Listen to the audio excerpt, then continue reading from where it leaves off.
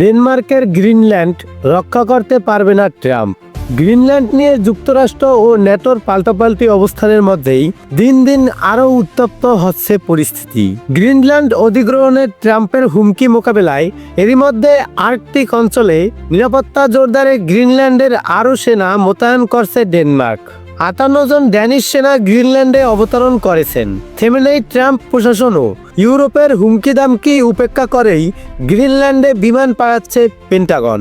Canada ও যুক্তরাষ্ট্রের যৌথ সামরিক command North American Aerospace Defence Command এ তথ্য জানায়। এদিকে ডেনমার্ক কোনোভাবেই গ্রিনল্যান্ডকে রক্ষা করতে পারবে না বলে দাবি করছেন। ডোনাল্ড ট্রাম্প বলেন, ডেনমার্কের মানুষ চমৎকার, কিন্তু তারা খুব বেশি প্রতিরোধ গড়ে তুলতে পারবে না। এছাড়া ন্যাটো মহাসচিব মার্ক রুটের সঙ্গে গ্রিনল্যান্ড ইস্যুতে টেলিফোনে ইতিবাচক ও ফলপ্রসূ আলোচনা হয়েছে বলেও জানান ট্রাম্প। সুইজারল্যান্ডের দাভোসে অর্থনৈতিক ওয়ার্ল্ড ফোরামে গ্রিনল্যান্ড নিয়ে আলোচনার কথাও বলেন মার্কিন প্রেসিডেন্ট। একই দিনে ট্রাম্প জানান, গ্রিনল্যান্ড অধিগ্রহণের যুক্তরাষ্ট্রকে বাধা দেওয়া হলে ইউরোপীয় দেশগুলোর উপর শুল্ক আরোপের যে হুঁশিয়ারি দিয়েছেন তা তিনি যে কোনো মূল্যে বাস্তবায়ন করে ছাড়বেন। ট্রাম্পের এই ঘোষণার তীব্র প্রতিক্রিয়া জানিয়েছেন ইউরোপীয় নেতারা।